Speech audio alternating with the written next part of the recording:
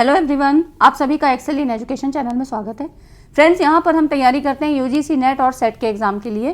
तो अभी UGC net का एग्ज़ाम आपका दिसंबर में होने वाला है। दिसंबर 2023 का ये एग्ज़ाम होगा और उसके बाद जो आपका एग्ज़ाम होगा वो होगा जून 2024 में। ठीक है, तो जून के लिए अभी काफ़ी टाइम है, लेकिन जो दिसंबर में एग्ज़ाम होने वाला है उसके लिए बहुत ज़्यादा टाइम नहीं है। तो अब आपको ये पता होना चाहिए कि सिलेबस क्या चेंज हो गया है। जैसा कि अभी आपने थंबनेल में भी देखा है कि सिलेबस चेंज हो गया है, अपडेटेड सिलेबस क्या है। तो हाँ, बिल्कुल, क्योंकि उसमें क्या है कि कुछ नई चीज़ें ऐड ऑन नहीं की गई हैं। ठीक है, एनटीए की तरफ से क्वेश्चन तो पूछे जा रहे हैं, लेकिन उस सिलेबस में वो सारी चीज़ें जो है ऐड कर देनी चाहिए थी। ठीक है, उनको रिवाइज कर देना चाहिए था सिलेबस को, लेकिन नहीं की गई हैं। उसमें जो है नहीं ये सारी चीज़ें ऐड की गई हैं, क्योंकि जो मतलब आया था आपका रिवाइज मतलब जो आपका नया सिलेबस आया था उसी के अकॉर्डिंग वही मेंशन है। आपका जो उसकी नोटिस आती है एनटीए की, उसमें वही सारी चीज़ें मेंशन है, इसमें नई चीज़ें नहीं दी गई हैं। तो नए टॉपिक से क्वेश्चन तो बन ही रहे हैं। तो यहाँ इस वीडियो में हम ये बात करेंगे कि दिसंबर 2023 के लिए और जून 2024 के लिए आपको ऐसे कौन से टॉपिक एक्स्ट्रा पढ़ने हैं जो कि नए टॉपिक हैं, पूछे जा रहे हैं और आपके सिलेबस में मेंशन नहीं है। ठीक है, तो मेरा यही मतलब है कि अपडेटेड सिलेबस क्या है। अब भाई 2019 से लेकर 2023 तक कितना काफ़ी समय बीत गया है और हर दिन नया टॉपिक ऐड हो रहे हैं, चाहे किसी भी यूनिट की बात हो। तो मैथमेटिक्स में चलो वही चीज़ें रह सकती हैं, लेकिन बाकी जो चीज़ें हैं, जो बाकी यूनिट हैं, उनमें तो हर जगह से नए नए क्वेश्चन बन रहे हैं, है ना। तो 2022 और 23, जैसे कि 2023 में अब आपका ये तीसरा जो है अटेम्प्ट होगा, तीसरा सेशन होगा एग्जाम के लिए। 2 बार ऑलरेडी हो चुका है, फरवरी, मार्च में और जून में, और 2022 में ऑलरेडी एग्जाम आपका हुआ है। तो इस तरह से सारे क्वेश्चंस का पीवाईक्यूज का एनालिसिस करने के बाद मैंने उन टॉपिक्स को निकाला है जिनसे कि आपकी तैयारी हो सके और आपको उन्हें ज़्यादा फोकस करके पढ़ना है। मैं ये नहीं बिल्कुल भी कह रही हूँ कि जो टॉपिक जो आपका सिलेबस है उसको आप छोड़ दें, वो सिलेबस तो आपको पढ़ना ही है। ठीक है, तो जो सिलेबस आपके पास है, सिलेबस आपके पास होगा ही, है ना, और वो आपको पढ़ना है। नए टॉपिक कौन से हैं, उन सारे टॉपिक्स को हम यहाँ पर डिस्कस करेंगे। ठीक है, तो टॉपिक्स मतलब ये नए टॉपिक हैं और सिलेबस आपको पूरा कवर करना है। सिलेबस में कोई भी चीज़ मत छोड़िएगा, क्योंकि क्वेश्चन पता नहीं कहाँ से बन जाता है। तो कई बार क्या होता है, ओवर कॉन्फिडेंस में ईजी क्वेश्चन भी गलत हो जाते हैं। ठीक है, तो इन सारी चीज़ों की जानकारी करने के लिए हम यहाँ पर जो है इस वीडियो में बात करेंगे। और अगर आप चैनल पे पहली बार आए हैं तो सब्सक्राइब कर लीजिएगा, क्योंकि सब्सक्राइब कर लीजिए, बेल आइकन को प्रेस कर लेते हैं आप, तो सारे नोटिफिकेशन आपके पास आने लगते हैं। कोई भी वीडियोज़ आती हैं तो आपको बेल आइकन प्रेस कर लेना चाहिए ताकि नोटिफिकेशन मिल जाए। और साथ में टेलीग्राम चैनल को भी ज्वाइन कर लें, क्योंकि वहाँ पर जो भी कंटेंट होता है, तो अगर वीडियो नहीं बन पाती है तो वहाँ पर वो कंटेंट आपको दे दिया जाता है। ठीक है, आप उसको पढ़ सकते हैं, स्टडी कर सकते हैं। और यहाँ पर कोई भी फालतू की तैयारी नहीं होती है, कोई भी बात ऐसी नहीं होती है। मेरा मतलब होता है कि कम टाइम में आपको ज़्यादा से ज़्यादा एग्ज़ाम ओरिएंटेड कंटेंट दिया जाए। ठीक है, तो सिलेबस जो आपका दिया है वो तो कवर करना ही है। बाकी नए टॉपिक कौन से हैं जो आपकी तैयारी को और अच्छा बनाएंगे और बेहतर करेंगे, तो दिसंबर की तैयारी के लिए और प्लस जून के लिए आपको एक्स्ट्रा टॉपिक कौन कौन से पढ़ने हैं, इन सारी चीज़ों को हम यहाँ पर डिस्कस करते हैं। चैनल को आप सब्सक्राइब कर लीजिए और टेलीग्राम चैनल का लिंक आपको नीचे मिल जाता है डिस्क्रिप्शन में, आप उसको ज्वाइन करिए। ठीक है, हम लोग देखते हैं। और यहाँ पर देखिए, आपको कुछ चीज़ें यहाँ पर मतलब क्वेश्चंस के माध्यम से भी बताई जाएंगी, ताकि आपको विश्वास हो जाए कि वास्तव में ऐसा पूछा जा रहा है और ऐसे क्वेश्चन बनते हैं। ठीक है, क्वेश्चन का पैटर्न भी आपको पता लगेगा। तो कुछ चीज़ों के मैंने क्वेश्चंस भी ऐड कर दिए, बाकी सारी चीज़ें तो नहीं ऐड करना मुश्किल होता है। ठीक है, लेकिन कुछ जो खास चीज़ें हैं जिनसे कि आपको लेवल पता लगे कि किस तरह से क्वेश्चन पूछे जा रहे हैं, कितने स्टैंडर्ड के क्वेश्चन पूछे जा रहे हैं, वो सारी चीज़ें आपको पता लग जाएं। ठीक है, तो यहाँ पर हम बात करते हैं टीचिंग एप्टीट्यूड। टीचिंग एप्टीट्यूड में जो आपके पास सिलेबस है नहीं है तो टेलीग्राम पे भी है और मैं साथ में आपको दे भी दूंगी। ठीक है, तो टीचिंग एप्टीट्यूड की अगर हम बात करें तो न्यू टॉपिक्स कौन से हैं, सिलेबस आपको वो पूरा ही पढ़ना है। साथ में पीवाईक्यूज भी यहाँ पे लगवाए जा रहे हैं, आपको वो भी करना है। नए टॉपिक्स में देखिए, पाठ्यक्रम विकास के प्रतिमान, इसमें आपका हिल्डर-टाबा का मॉडल पूछा जाता है, open classroom model, Weinstein and Fantini model, ठीक है, और गुडलेट्स मॉडल। इन सारे क्वेश्चन यहाँ से क्वेश्चन आपके आ चुके हैं, है ना। तो ये तो हो गई मॉडल की बात जो आपके पूछे जाते हैं। ठीक है, और उसके बाद हम बात करें तो देखिए एडी मॉडल और एश्योर मॉडल, ये इंस्ट्रक्शनल डिज़ाइन मॉडल हैं। उसके अलावा एडवांस ऑर्गेनाइजर मॉडल, ये भी पूछे जा रहे हैं। तो ये सब आपके टीचिंग से संबंधित मॉडल हैं जो कि आपकी परीक्षा की दृष्टि से पूछे जा रहे हैं, और इसमें ज़्यादा कोई डिटेल नहीं पूछा जाता है, या तो उसके स्टेप्स पूछे जाते हैं। और जैसे कि एडी एश्योर में यहाँ पर ये देखिए क्वेश्चन दिया है ना, इसमें एडी ADDIE में आई और ई किससे संबंधित है, तो आपको इसका पूरा नाम पता होना चाहिए, ठीक है। तो ये क्या है, इंस्ट्रक्शनल डिज़ाइन फ्रेमवर्क है ना। तो इस तरह से ऐसे क्वेश्चन आपके पूछे जा रहे हैं जिसमें कि आपको इसका फुल फॉर्म पता होना चाहिए कि आई का मीनिंग क्या है, ई का मीनिंग क्या है, मतलब एडी का फुल फॉर्म आपको पता होना चाहिए। तो ऐसे क्वेश्चन आ रहे हैं, बहुत ज़्यादा टफ नहीं होते हैं, लेकिन एक बार आप थोड़ा सा देखे रहते हैं, या फिर इस मॉडल की जो भी मॉडल्स आपने आगे देखे ना, Hilda Taba open classroom model है ना, तो इसमें खास विशेषता क्या है, जैसे कि कोई एग्जाम्पल आपको दे दिया जाएगा और उसमें पूछेगा कि यहाँ पर कौन सा मॉडल काम कर रहा है, तो अगर उसकी कैरेक्टरिस्टिक पता होगी तो आप क्वेश्चन को बिल्कुल कर ले जाएंगे, ठीक है। तो ये चीज़ें हैं, ये आपके न्यू टॉपिक्स में हैं कि पाठ्यक्रम विकास के प्रतिमान, ठीक है, मॉडल ऑफ क्यूरिकुलम डेवलपमेंट, ठीक है। तो ये हो गया आपका। इसके अलावा देखिए एडवांस ऑर्गेनाइजर मॉडल, इसमें कैसे क्वेश्चन बने, तो इसमें जो है सीधे सीधे करेक्ट फेजेस ऑफ एक्टिविटी पूछा है, क्रिया के सही चरण को पहचानना है। अब आपको इनको सीक्वेंस में लगाना है, ठीक है। प्रेजेंटेशन ऑफ क्यूरिकुलम एम्बेडिंग, ये मैंने आपको खाली एग्जाम्पल के तौर पे दिए हैं, इनको मैं यहाँ पढ़ा नहीं रही हूँ, ठीक है। आपको खाली ये पता लगे क्योंकि हम चीज़ों को कवर कर रहे हैं। आपने देखा होगा प्लेलिस्ट में कि 75 डेज प्लान करके सीरीज़ जो है बनाई है, वो पहले शुरू की थी तब 75 डेज थे आपके पास, अभी तो बिल्कुल भी नहीं बचे हैं, 60 दिन भी नहीं है, ठीक है। लेकिन प्लेलिस्ट वही है, उसमें आप देखिए एग्जाम ओरिएंटेड चीज़ें भी मिल रही हैं, और साथ में आपकी यूनिट वाइज भी सारा डिस्क्रिप्शन मैंने, मतलब सारा जो है डिस्कशन PYQs के साथ एक्सप्लेनेशन सारी चीज़ें करवा दी हैं, तो आप वहाँ पर देख लीजिए, यूनिट वाइज भी आप देख सकते हैं, ठीक है।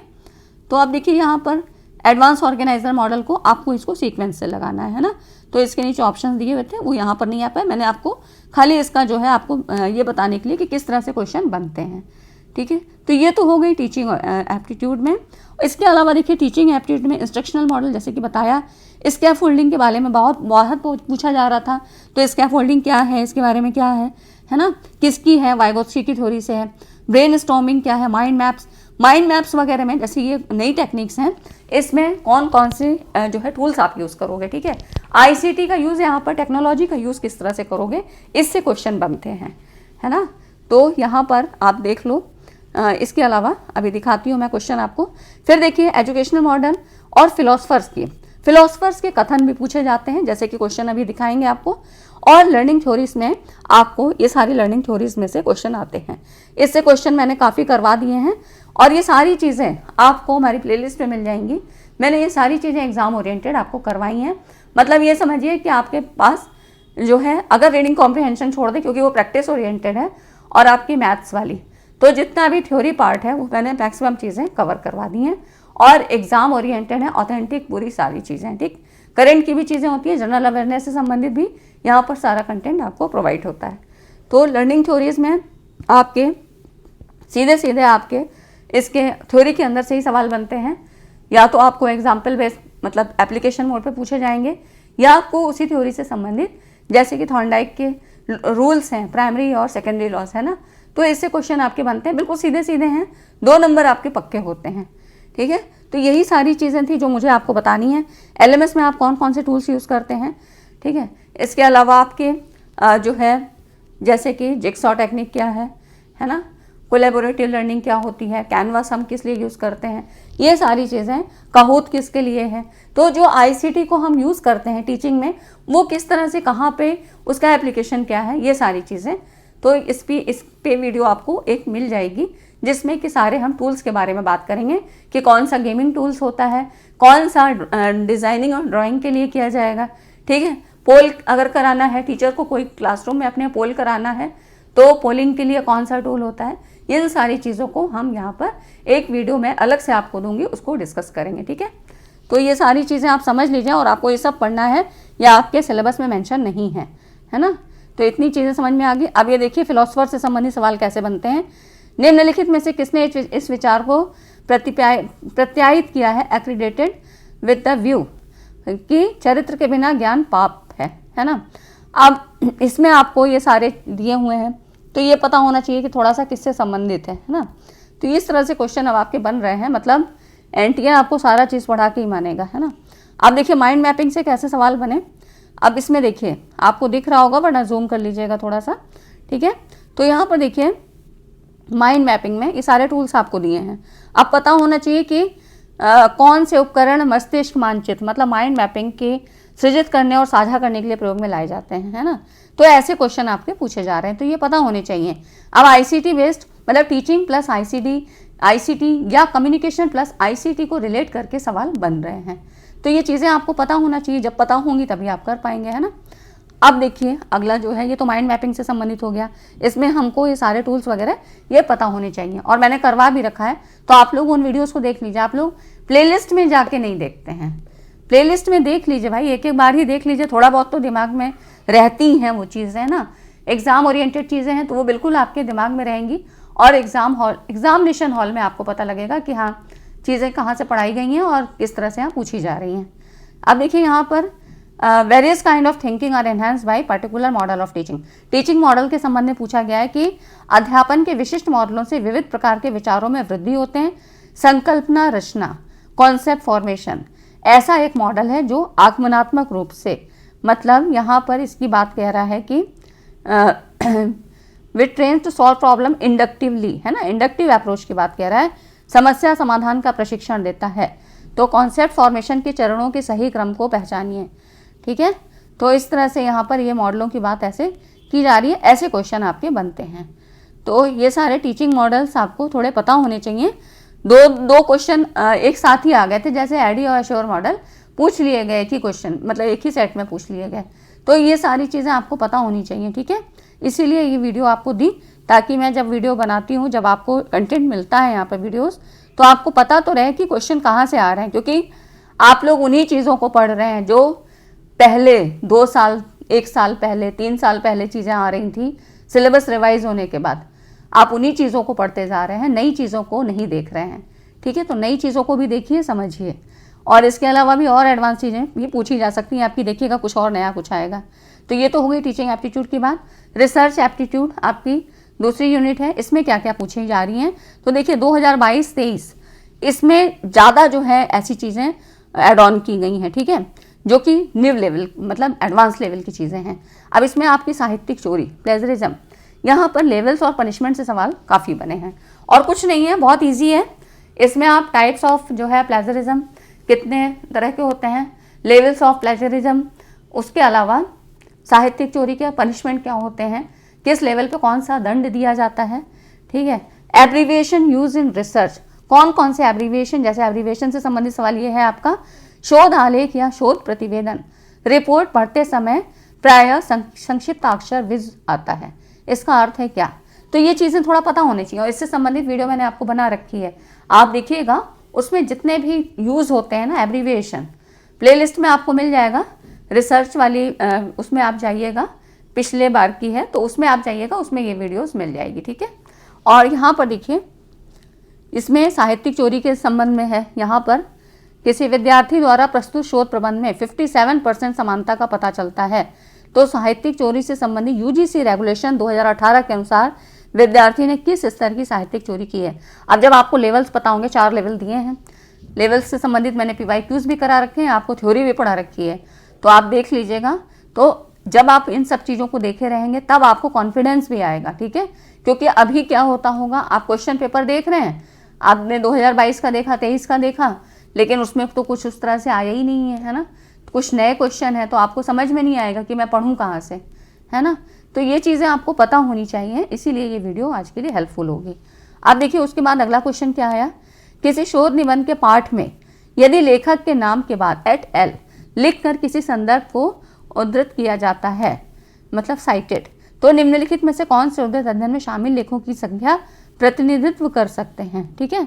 तो आप देखिए इतने डीप लेवल के सवाल पूछे जाते हैं, ये सब आपके 2022-23 वाले ही क्वेश्चन है ना। तो यहाँ पर देखिए अब किस तरह से सवाल बन रहे हैं रिसर्च में, तो ये सारी टॉपिक्स आपको पढ़ने होते हैं।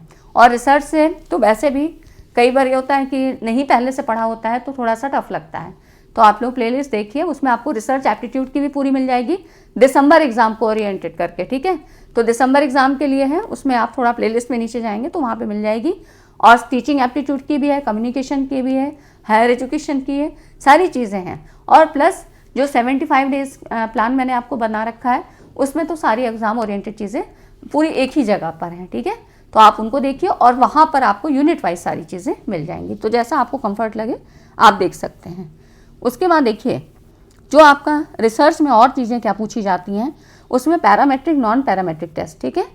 और उसके अलावा हाइपोथेसिस टेस्टिंग के लिए Z test, T test, variance, इनसे सवाल आपके बन रहे हैं। कोरिलेशन, सैम्पलिंग से सवाल आते हैं, पता ही है आपको। हाइपोथेसिस से सवाल काफ़ी बनते हैं। डीब्रीफिंग ये नया है, ठीक है। तो ये सारी चीज़ें नए हैं, ये पहले नहीं पूछे जाते थे लेकिन अब काफ़ी पूछे जा रहे हैं। एनपीसी नॉर्मल डिस्ट्रीब्यूशन कर्व, ठीक है, नॉर्मल प्रोबेबिलिटी कर्व, स्कीवनेस क्या है, कर्टोसिस, तो ये सारे टर्म्स आपको थोड़े पता होने चाहिए कि ये होता क्या है। और कुछ नहीं है, बहुत ईजी होते हैं, लेकिन जब आप बुक से पढ़ेंगे तो शायद उतना समझ में ना आए, आप थोड़ा बहुत समझ लेंगे, लेकिन जब कोई समझाता है तो वो चीज़ें ज़्यादा क्लियर होती हैं, ठीक है। उसके बाद देखिए यहाँ पर किस तरह से हाइपोथेसिस से सवाल बनते हैं। किसी परीक्षण सांख्यिकी के निम्नलिखित में से किन पी मानों के लिए शून्य परिकल्पना, है ना, नल हाइपोथेसिस की बात हो रही है, कि स्वीकार्य होने की संभावना होती है। तो ये सारे देखिए परसेंटेज दिए हुए हैं, तो ऐसे सवाल अब आपके पूछे जा रहे हैं, है ना। तो इन चीज़ों को थोड़ा सा जानना ज़रूरी है कि कौन कौन से ऐसी जो है चीज़ें हैं जो आपको पढ़नी हैं और यहाँ से क्वेश्चन आपके आएंगे ही आएंगे, है ना। तो अगर इतनी बातें समझ में आई तो वीडियो को लाइक ज़रूर कर दीजिए। उसके बाद देखिए रिसर्च में और एक जो सबसे ज़्यादा नई चीज़ मुझे लगी, threats to validity in research, मतलब वैधता के लिए खतरे। तो आंतरिक वैधता के लिए खतरे की बात, इससे काफ़ी सवाल आए हैं। इसके बारे में वैलिडिटी से संबंधित मैंने जो है आपको एक वीडियो बनाई है, उसमें आप एक ही वीडियो देखिए, उसी में सारी चीज़ें कवर हैं।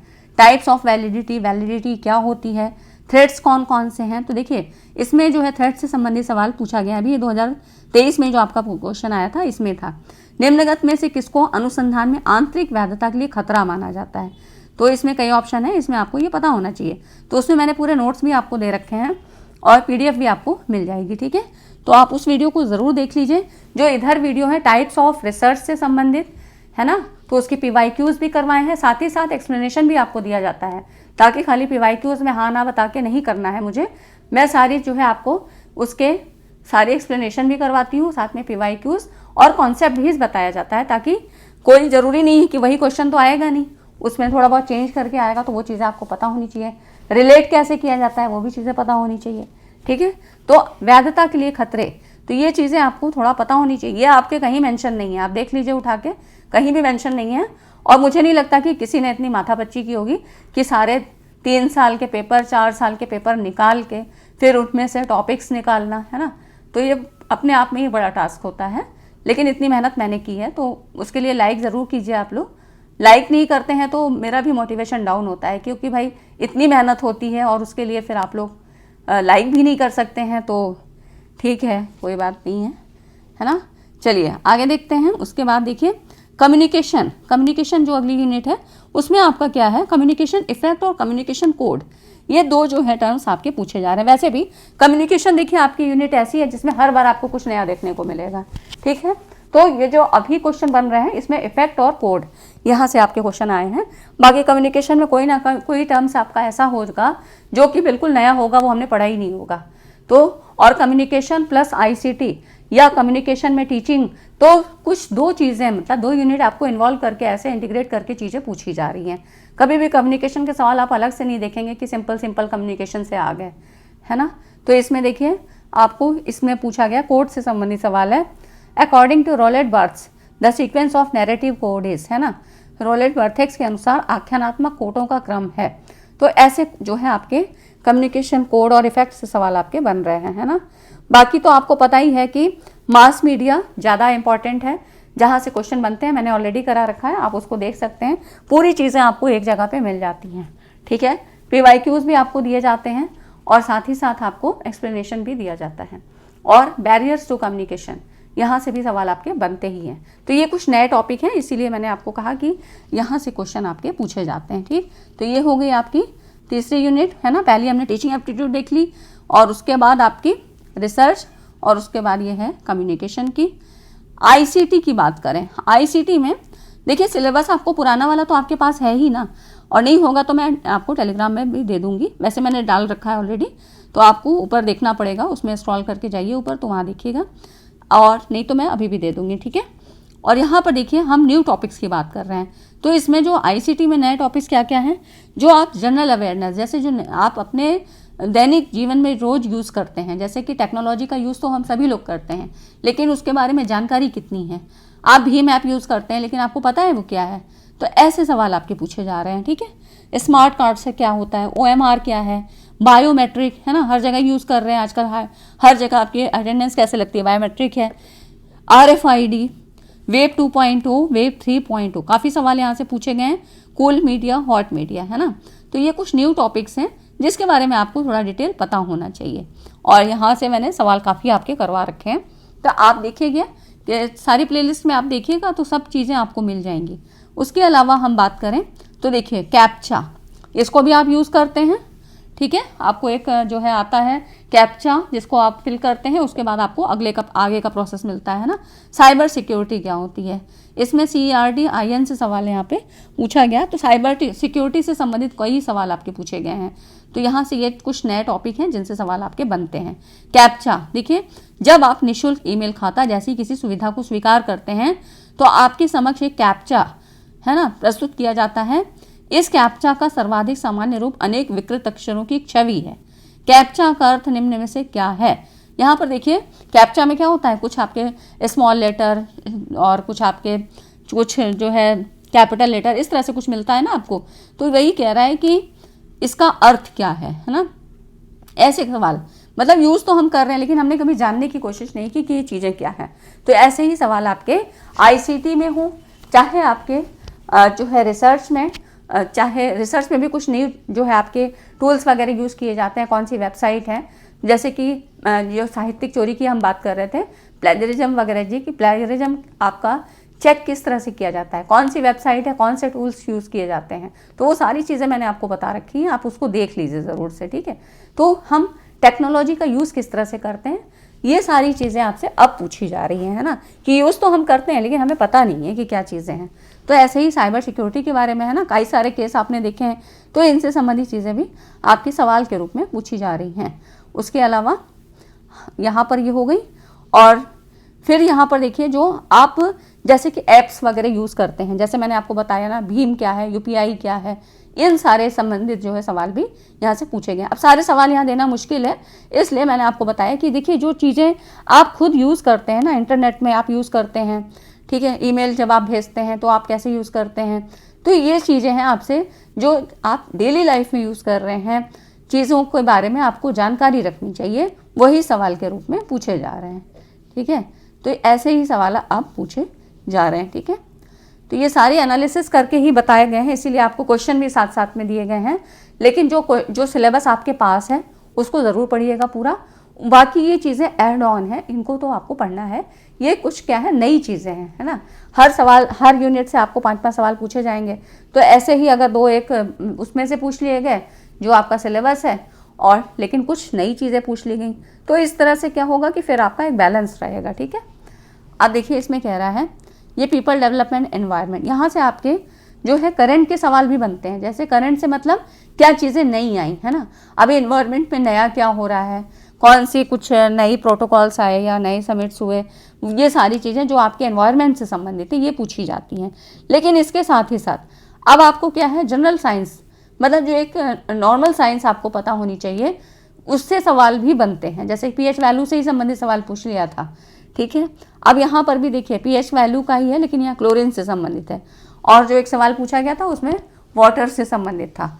तो इसमें कह रहा है 7.5 से अधिक pH वैल्यू होने पर क्लोरीन की क्या होती है, विसंक्रामक क्षमता होती है, बहुत ज़्यादा घटी हुई, बढ़ी हुई, या थोड़ी सी बढ़ी हुई, या नॉट चेंज, है ना। तो ऐसे क्वेश्चन अब आपसे पूछे जा रहे हैं, तो इसका मतलब है कि आपको जो है अपने समझ का दायरा, जानने का जो है दायरा थोड़ा सा बढ़ाना पड़ेगा, है ना। तो इस तरह से सवाल आपके बने जा रहे हैं। तो फ्रेंड्स इतना प्रयास करने पे मैंने ये आपके लिए वीडियो बनाई है, इतनी सारी चीज़ों को निकाला है ना, बहुत एनालिसिस करने के बाद ये सारी चीज़ें फाइंड आउट की हैं।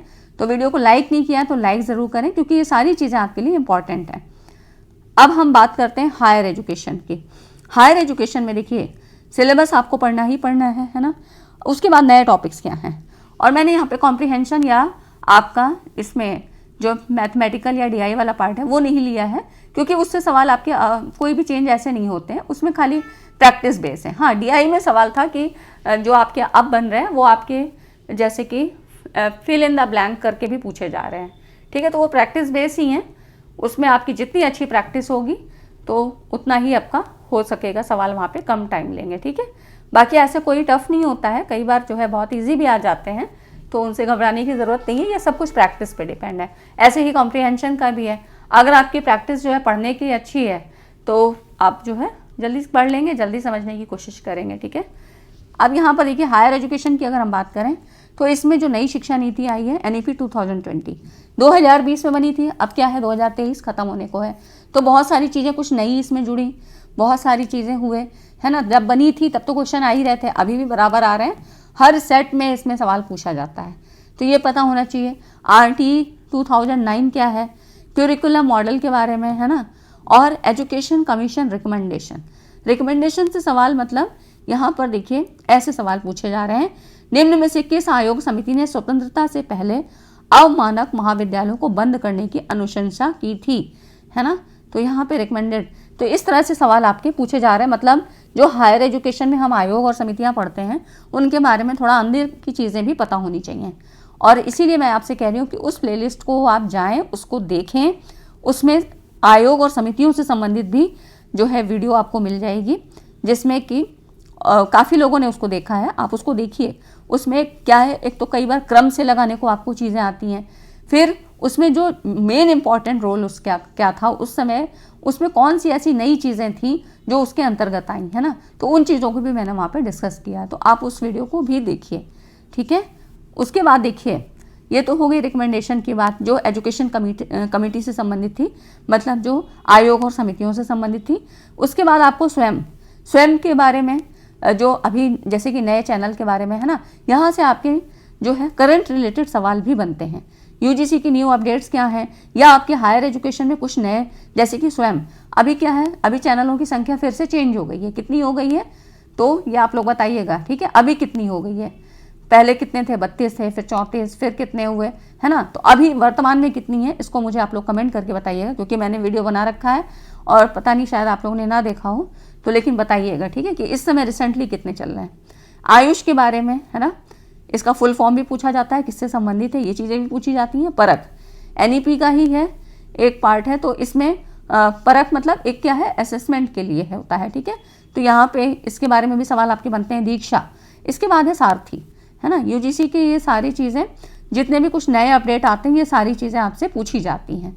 तो इन सारी चीज़ों को, उसके अलावा और भी जो कुछ नया होगा वो मैं एग्ज़ाम तक, आपके कुछ और नया आता है, कुछ भी है तो वो भी चीज़ें यहाँ पर आपकी कवर कराई जाएंगी, ठीक है। तो जो भी करंट रिलेटेड है ना, आपकी सारी चीज़ें आपको न्यू अपडेट्स यहाँ पर मिलते हैं। सेंट्रल यूनिवर्सिटी से संबंधित, स्टेट यूनिवर्सिटी से संबंधित, है ना। हाँ, अभी और आपकी फेक यूनिवर्सिटीज़ की लिस्ट भी आई है, उसको मैंने टेलीग्राम पे दिया है, आप लोग देख लीजिएगा। उसमें यूजीसी की तरफ से फेक यूनिवर्सिटीज़ की लिस्ट आई है, तो उसमें शायद 20, है ना, 20 जो है लिस्टों को यहाँ पर नाम उसकी लिस्ट निकाली गई है, जिसमें कि सबसे ज़्यादा कहाँ तो दिल्ली में है, 8 यूनिवर्सिटीज़ पाई गई हैं, है ना। तो उनको वहाँ पर उनको कोई भी जो है सर्टिफिकेट देने का अधिकार नहीं है, मतलब यहाँ की जो डिग्री है उसको नहीं वैध माना जाएगा, ठीक है। तो ऐसी सारी रिपोर्ट है जिसको मैंने टेलीग्राम पे दे दिया है। तो बहुत सारी चीज़ें आपको टेलीग्राम पे मिलती हैं, लेकिन आप लोग ज्वाइन नहीं करते हैं या भूल जाते हैं, लेकिन कर लिया करिए, ठीक है, क्योंकि वहाँ सारी चीज़ें मिल जाती हैं। तो मुझे लगता है कि मैं वहाँ पे दे दूँगी तो बच्चे पढ़ लेंगे, है ना। तो उस चीज़ों को वहाँ पर आप देख लेते हैं, ठीक है, क्योंकि यहाँ पर आपका जो टॉपिक्स हैं उन्हें ही कवर करा दिया जाए वही बहुत है, क्या टाइम कम है, इतना ज़्यादा टाइम नहीं है, इसलिए वो सारी चीज़ें, कुछ माध्यम आपके लिए ऐसे ही बनाए जाते हैं कि जो आपकी सुविधा के लिए हैं। मेरी सुविधा तो है ही कि मैंने इतने सारे बच्चों को एक साथ चीज़ें वहाँ पे दे दी, लेकिन आपको भी होता है कि एक ही जगह पे काफ़ी सारी चीज़ें मिल गई, ठीक है। तो आप लोग टेलीग्राम को ज़रूर ज्वाइन करें। और देखिए यहाँ पर जैसे कि करंट से संबंधित सवाल, अब ये 2023 में पूछा गया था कि भारत में निम्नलिखित प्रकार के विश्वविद्यालयों में से कौन से न्यूनतम संख्या में हैं। स्टेट यूनिवर्सिटीज़ हैं, प्राइवेट हैं, डीम्ड यूनिवर्सिटीज़ या सेंट्रल यूनिवर्सिटी, है ना। तो ये सवाल कैसे हैं, ये आपके अभी रिलेटेड मतलब करंट रिलेटेड चीज़ें हैं कि जो अभी क्या हो रहा है ना। तो ये सारी चीज़ें हैं जो आपकी पूछी जाती हैं और इसमें हमको जो है थोड़ा सा करंट की चीज़ों को भी देखते रहना चाहिए। इसीलिए मैं आपसे कहती हूँ कि टेलीग्राम को आप लोग ज्वाइन करें, है ना।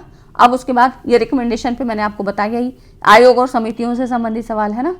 उसके बाद देखिए जो NEP 2020 की अगर हम बात करें 2020 में बनी थी, 2023 तक उसमें क्या क्या चेंजेस हुए या कुछ और नई क्या चीज़ें उसमें लाई गई, तो ऐसे सवाल आपके बनते हैं कि NEP 2020 के अनुसार राष्ट्रीय शैक्षिक प्रौद्योगिकी फर्म NETF के निम्नलिखित में से कौन से कार्य होंगे, है ना। तो अब इस तरह से सवाल आपके पूछे जाते हैं। तो मतलब पहले जो बनी उस समय क्या क्या चीज़ें आई थी उसमें, वो तो पता ही होना चाहिए, बिल्कुल पता होना चाहिए।